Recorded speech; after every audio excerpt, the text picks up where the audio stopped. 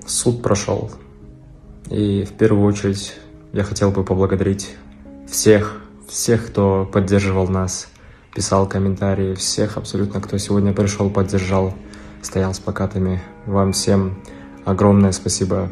Я настолько благодарен всем вам. Нашими общими усилиями мы сегодня смогли добиться правосудия. Сегодня Мамытову Камалжану дали 7 лет и задержали прямо в зале суда. Спасибо вам огромное.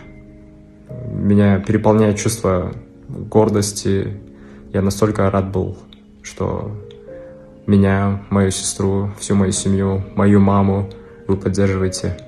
И пускай это будет уроком для всех. Мы нашими общими усилиями смогли повлиять на умы наших граждан.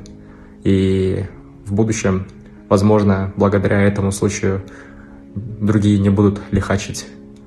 Благодаря тому, что мы смогли добиться правосудия, другие не будут думать, что останутся безнаказанными. Огромное вам спасибо. И я желаю, чтобы другие люди не страдали, как мы страдали, как моя мама страдала, как наша семья. Спасибо вам огромное. Просто меня переполняет чувство гордости за всех вас. Сказал сегодня сестре о том, что ему дали 7 лет. Она расплакалась.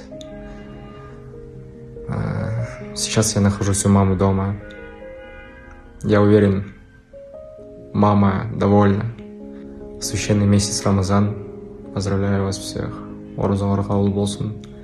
И еще раз благодарю вас